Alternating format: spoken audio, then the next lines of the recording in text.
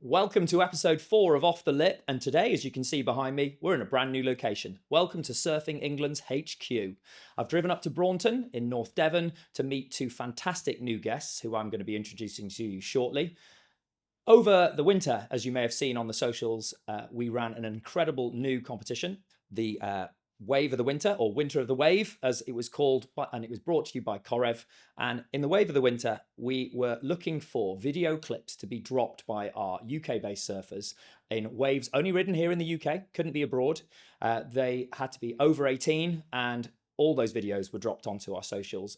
Then they were put out and people could vote, and the voting was cast by the public. So the winners of the event were chosen by our UK surf scene, and that is a real prestigious award to be recognised for. Now, there was a male winner and a female winner, each walking away with a first prize of £1,000. And we're going to find out what they might be spending their cash on soon. But please, can I welcome our female winner of the 2024-2025 winter season, Beth Leighfield. Welcome. Thanks, Mr. Ray. Yeah, Mr. Ray. Well, me and Beth go back because Miss Beth and I, we are a bit like Emily, who was on episode 1. I've taught Beth when she was a young lady back in the day, and then she moved on. But it's great to have you. In fact, Beth, it feels like I'm getting older as I'm seeing you sitting here next to me. It's great to have you on the sofa, or as we say, on the deck chair today. Very beach vibes.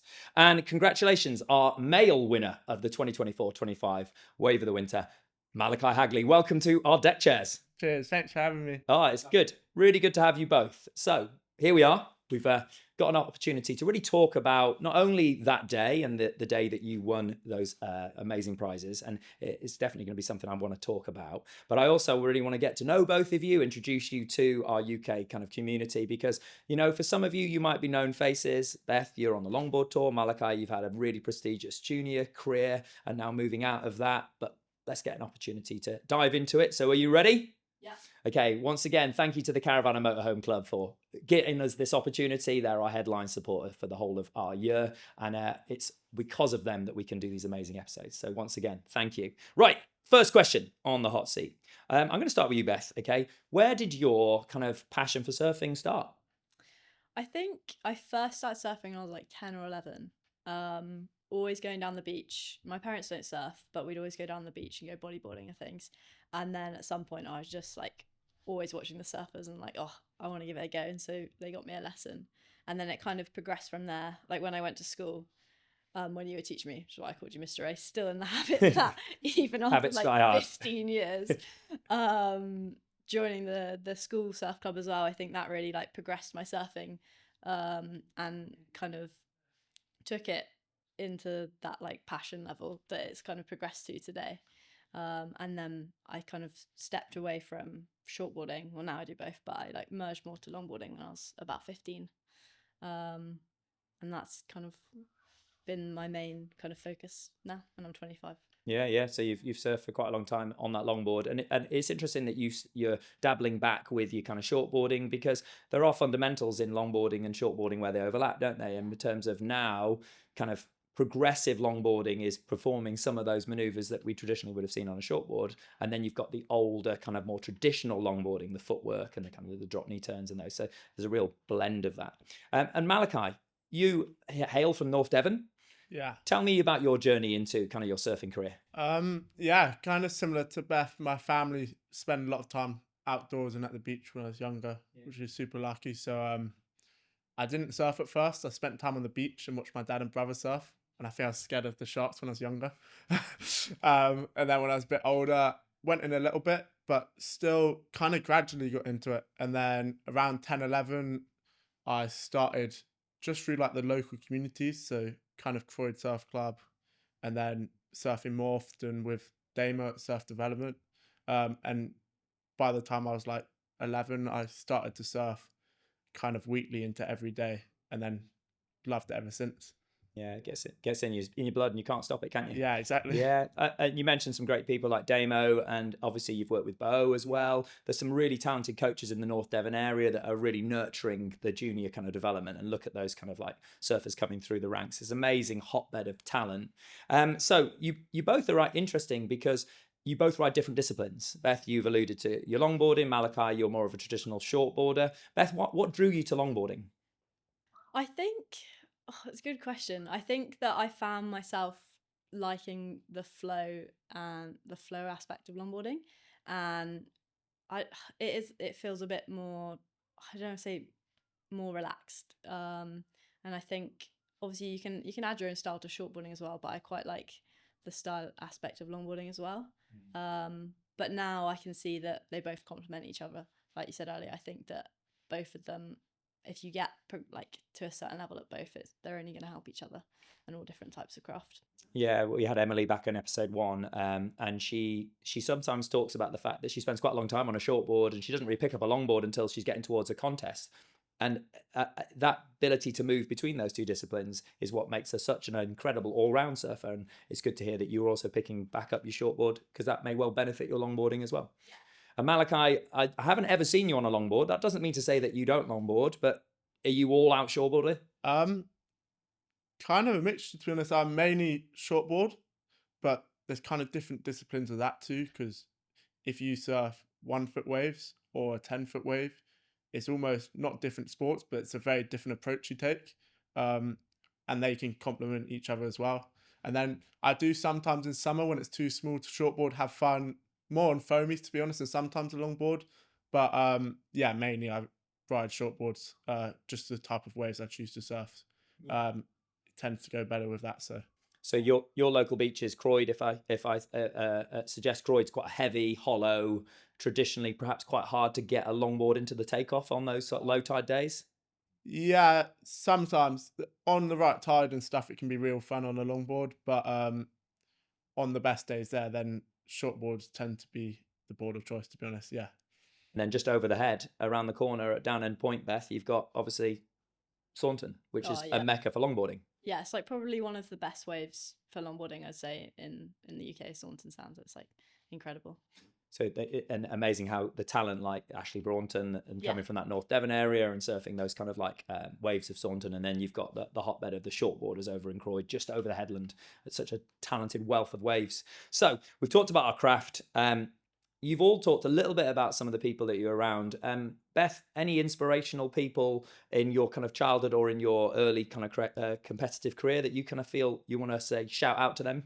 Yeah, I'd say, as I started competing in longboarding when I was like 15, even just like Emily, who's now like one of my really good friends, like 100% always looked up to her when I was younger. And then obviously like Ben Skinner, like one of like our most talented and like well-accomplished surfers in the UK, and I ride his boards as well, so he's definitely someone I've looked up to. And then like outside of the UK, so many good longboarders, Honlo, Blomfield, Khalees, like all of these people I've just always watched and looked up to throughout my own. They're such talented, and from different parts of the world, which I know you've had the opportunity to travel to. You've been over representing England, El Salvador. We'll talk a little bit about what your aspirations are this next coming couple of years with your competitive career. And with you, Malakai, who would you like to thank, or who do you feel are those inspirational people that have really set you on your journey? People who set me on my journey, probably Damo and Bo helped me a lot with coaching. Surfers wise, when I was younger, actually one of the best talents here, Will Bailey, I watched surf a lot. He's probably one of the most talented surfers around here. And then even the kids my age, like at comps and stuff when we're young, like Finn and Lucas and Arthur and that, all surf a lot better than me when I was younger. So you learn a lot from that. So kind of just a mixture of watching everyone. And then now even I look up to like a lot of the CT guys and stuff are my favourite surfers now. So yeah. And in terms of, we've just seen Portugal with the end of the CT event there. Did you enjoy that contest in terms of some of those conditions? Yeah, though, I mean, the conditions were like so similar to what we've had this winter, and the surf and the level just goes up every year, which is so sick to watch.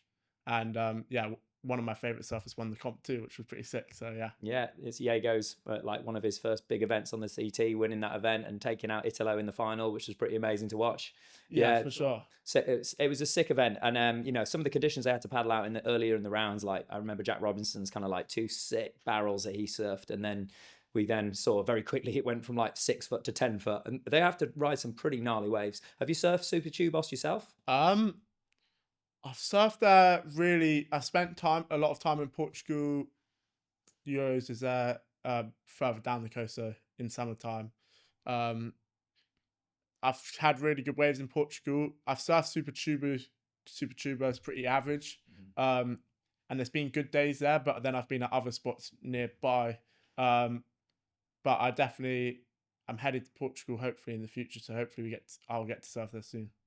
Right. Okay. Let's talk about your win over the winter. Okay. Right.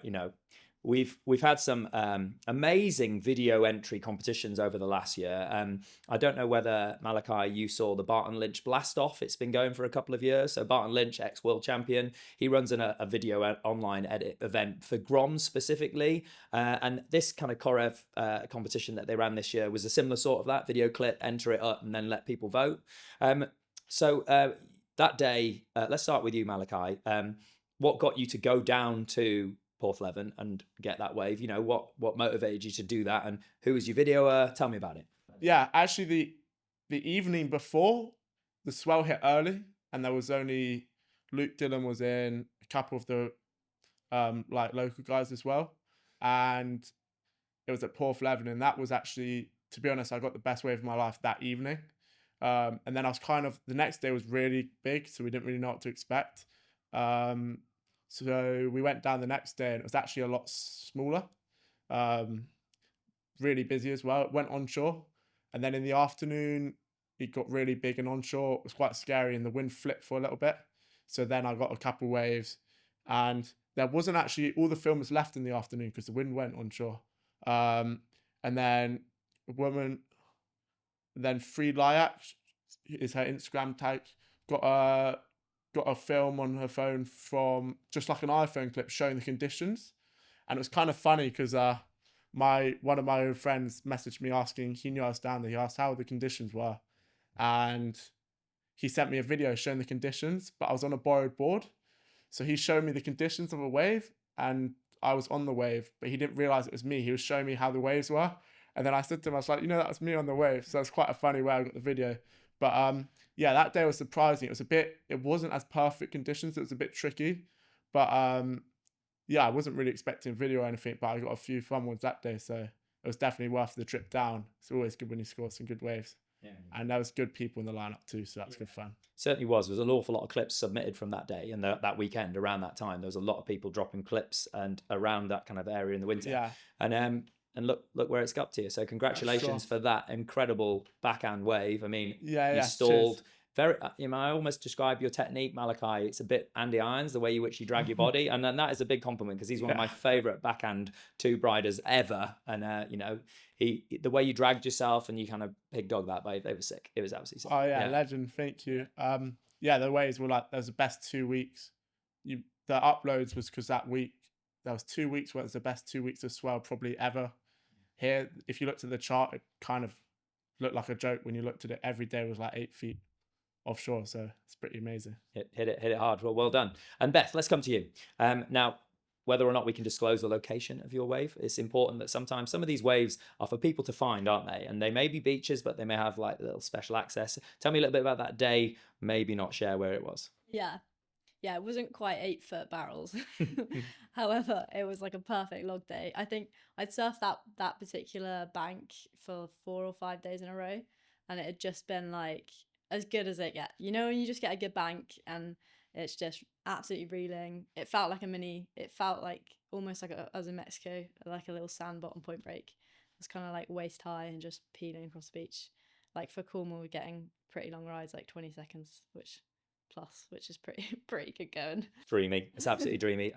The water temperature at that sort of time, I think I remember in the clip, were you wearing a hood on that one? I don't think I was, or maybe it was a hooded suit and no boots. I think it was like just before the water got too cold. So it's like my favorite time of year. I think it was like late November or early December. Just still holding on to that late autumn temperature. The water's not got too cold before we're in all our boots and gloves. And I don't know about you, Beth. When I'm wearing my boots, I can barely feel my board. Oh yeah, 100%. Especially like nose riding. I like without boots is better for me. Where were you when you heard you'd won? I was in Peru actually. Yeah. And I was all of my friends that I was over there with were like super stoked, and it was really, really exciting news to hear. So I'm really glad that Surfing England and Korev put it on the competition. It's like provides such a great opportunity. Absolutely.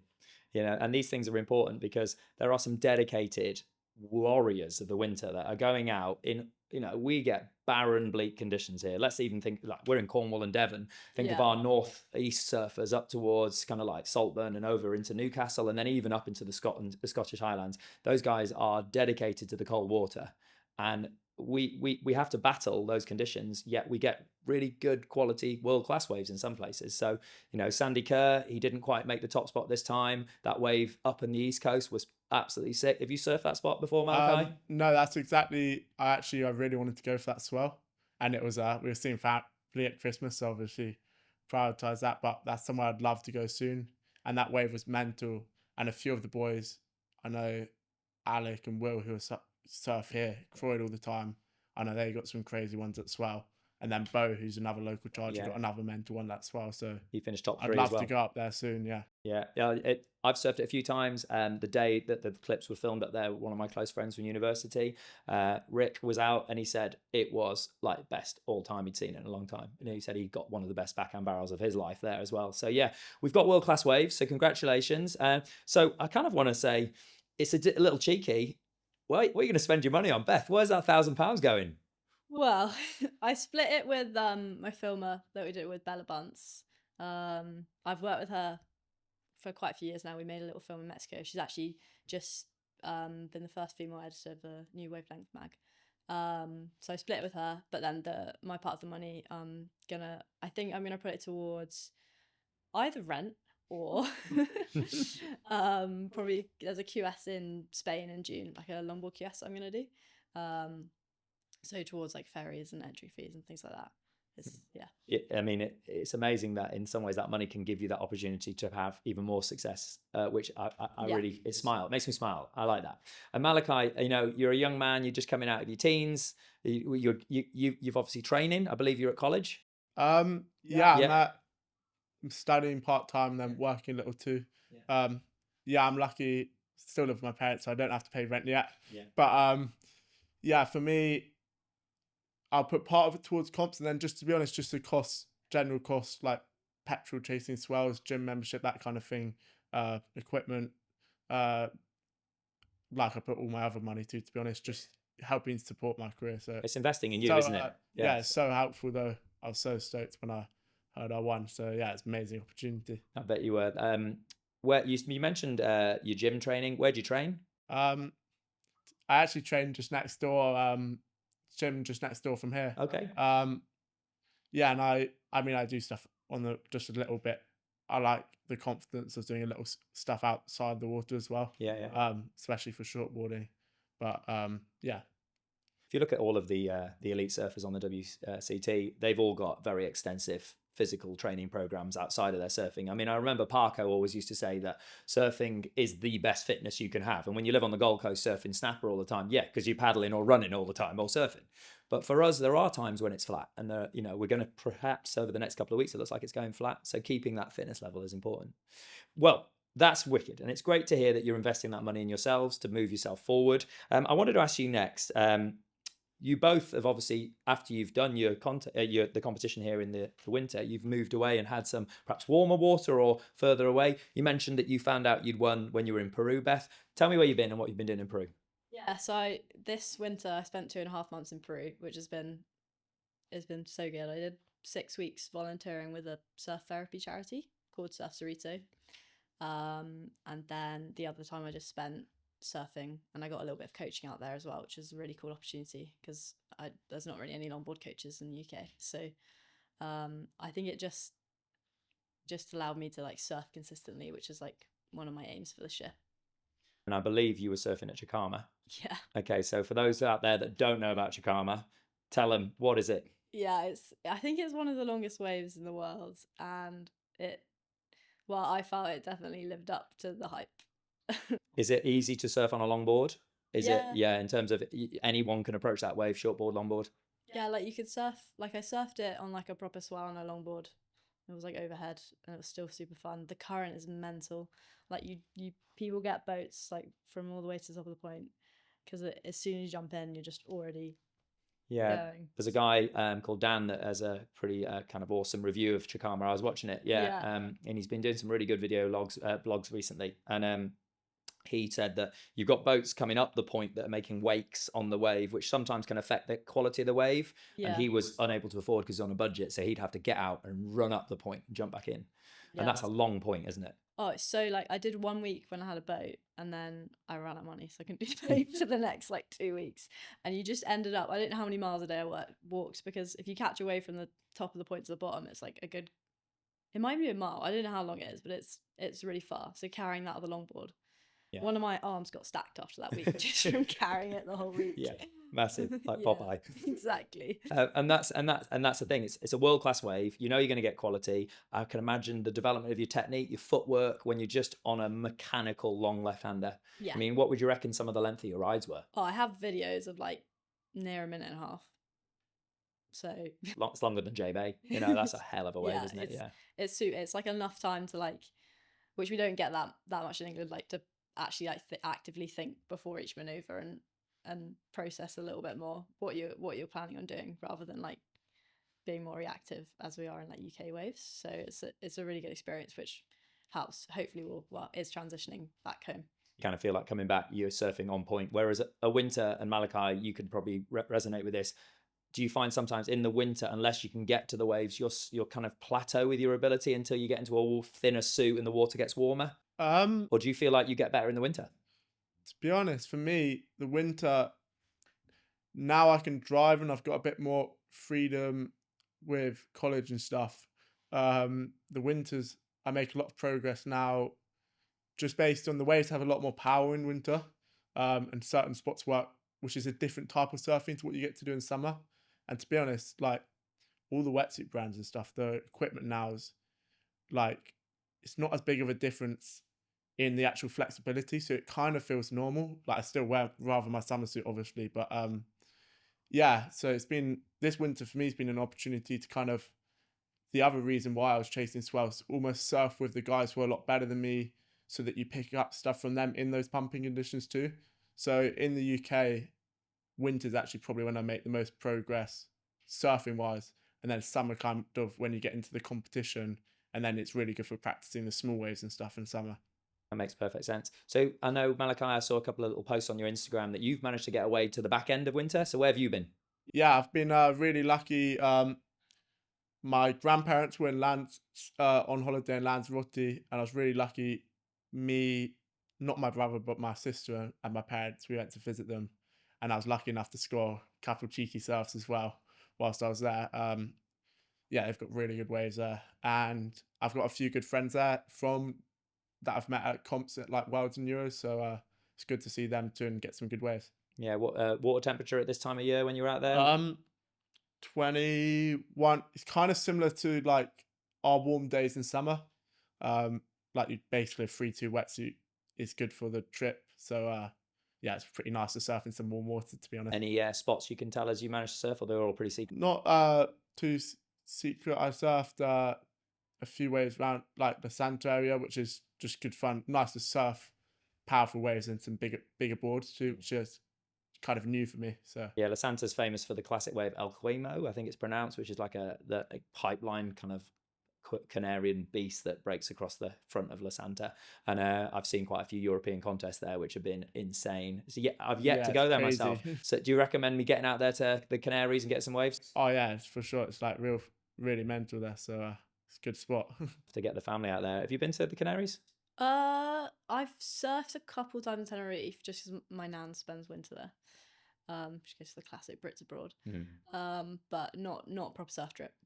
Yeah, it's certainly somewhere that I think a lot of European surfers have to tick on their bucket list. And, yeah, I've heard vibes around kind of locals being quite territorial, and you've got to be really mindful of when you rock up, not with a bus load of people, but I think if you go there with the right attitude, you're going to get some great waves.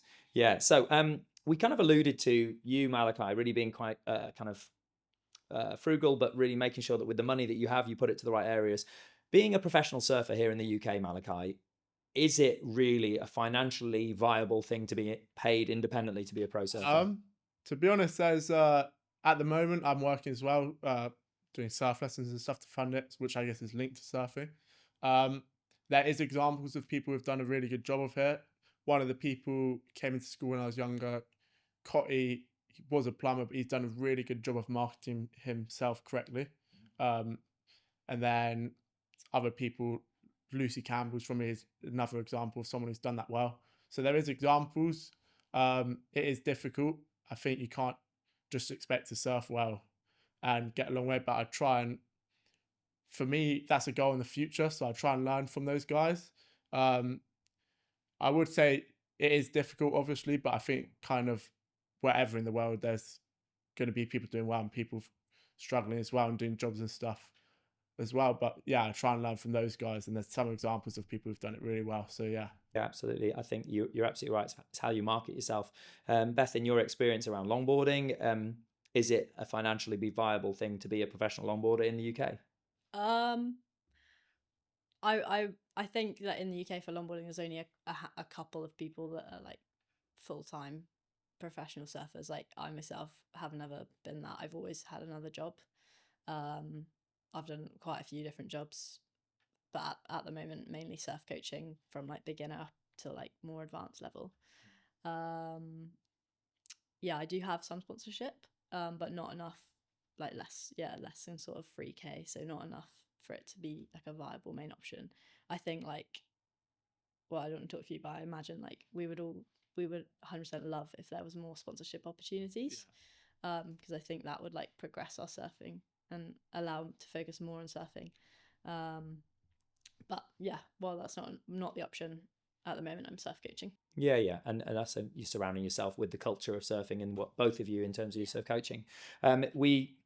We can see that with the Olympics taking surfing on board, and it's had 2 games so far with the games.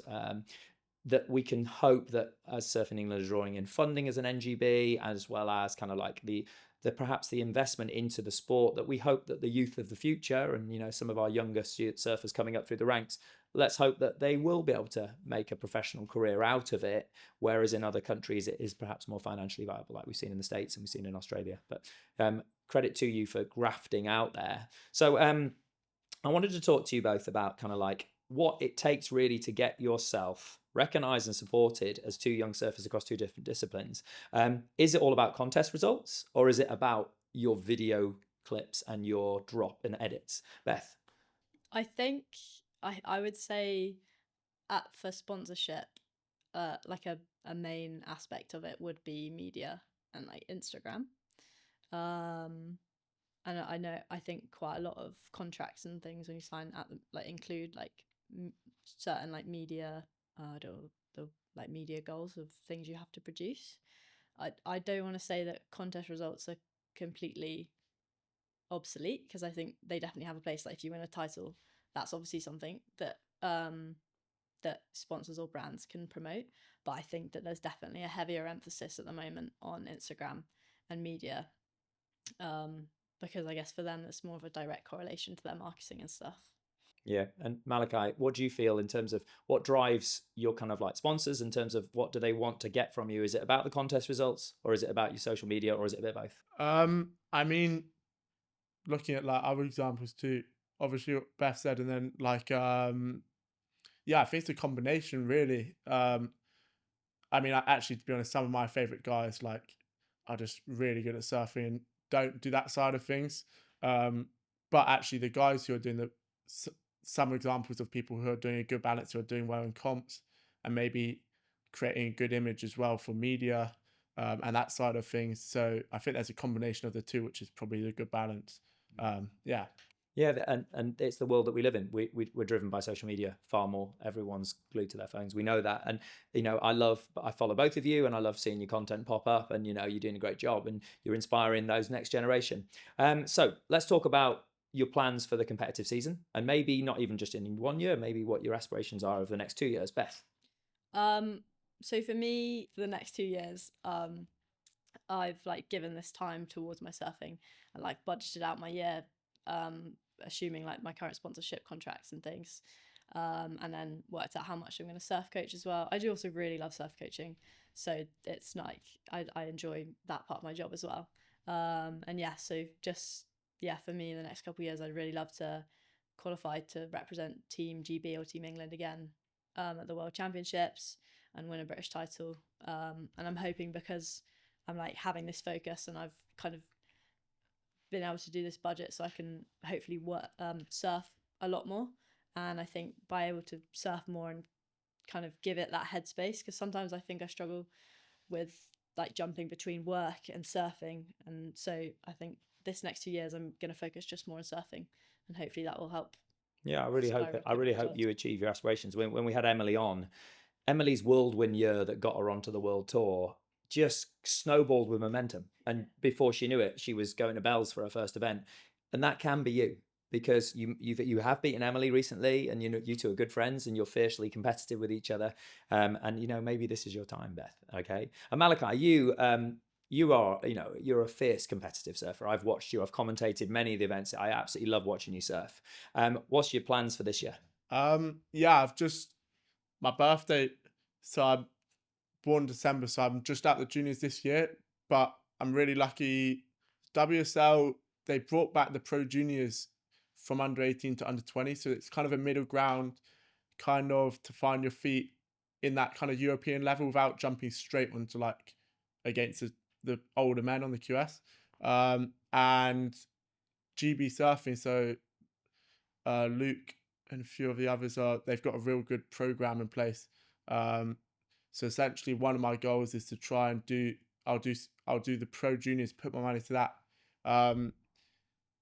to achieve some of the criteria, so certain points and results in that. And like I said, also you expose yourself to a lot of talent at those events. So the events you get the results at and the events you don't, you learn a lot from as well, and it's a good opportunity to travel. So I'll be doing that, and then meanwhile, whilst I'm here, surf coaching, and also just trying to surf the best ways I can here, because I'm probably progressing more now than I was when I was younger. So yeah, still just enjoying surfing too. I actually spoke to Tammy Smith. She was on our episode 3. If you haven't watched that, she's a big wave charger who surfed Jaws. And she actually has seen you surfing some of her local spots down in North Cornwall, where I live. And she cannot compute how much you've progressed in recent months. She says you are one of the most improved surfers in terms of your technique. So yeah, big shout out to you. Yeah. Cheers. Yeah. So to kind of finish off what has been a really enjoyable opportunity of getting 2 guests on there, I kind of wanted to just finish with a kind of a words of wisdom from both of you towards a young up-and-coming longboarder, shortboarder, it doesn't matter, a young girl, a young boy. What would you have as words of wisdom for them getting into their careers of surfing? Probably to make the most of like all the opportunities at the moment. Like we said earlier, like Surfing England have got a really good infrastructure coming through, and Surfing GB, and so to make the most of any sort of coaching or any sort of support that they can get, and just keep enjoying it, and just as long as you're enjoying the surfing and you kind of keep that mindset, then I think then that can really help you progress. Yeah. Words of wisdom. Absolutely. Malakai, finish us off. Yeah, same thing, to be honest. If you enjoy just enjoying surfing as much as you can, especially if you're young, also if you try and find maybe friends or something like that to surf with, it just keeps it so fun and makes you get in the sea constantly. So just having fun with it and surf, getting the sea as much as possible. Yeah, practice makes perfect. Face. Yeah. Yeah. Well, both of you, congratulations. You've got the Waves of the Winter. You are the champions. Beth, you haven't even picked up your prize yet. You're going to be walking home with it a little bit later from Korev. And if they run that event again next year, I'm sure you two both are going to be trying to defend your titles. And thank you for coming on Off the Lip. Yeah, thanks for having us. Cheers. It was great hearing from our 2 winning surfers from the Winter of Waves, brought to them by Korev, and how they walked away with the £1,000 prize with those incredibly ridden waves. Let's see who we'll have on the show next time, and we might even be back here again at Surfing England HQ. Until then, see you soon. I've been running from the wind. I can feel the darkness creeping. I'm Martin Ray, and I'm your host of Off the Lip, brought to you by Surfing England, the national governing body of surfing in England. Thank you to the Caravan and Motorhome Club, our headline sponsor, and to Mora Media House for creating these podcasts. You soothe my woes when the day is done.